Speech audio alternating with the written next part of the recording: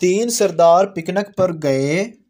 वहां पहुंचकर उन्हें याद आया कि पेप्सी तो घर ही रह गई है। काफी सोच विचार के बाद तय ये हुआ कि छोटा सरदार वापस जाकर बोतल लाएगा और तब तक कोई भी समोसों को हाथ नहीं लगाएगा। छोटा सरदार चला गया और बाकी दोनों सरदार उसका इंतजार करने लगे। उसे गए हुए 1 घंटा गुजरा, वो ना आया।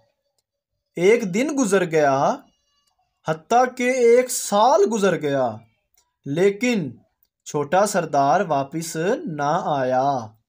बल आखिर एक सरदार बोला, शायद वो वापस नहीं आएगा, चलो समोसे खा लेते हैं। इतने में एक दरख्त के पीछे से छोटा सरदार बरामद हुआ और कहने लगा, इंज करना है तो फिर मैं नहीं जाता बोतल लैन।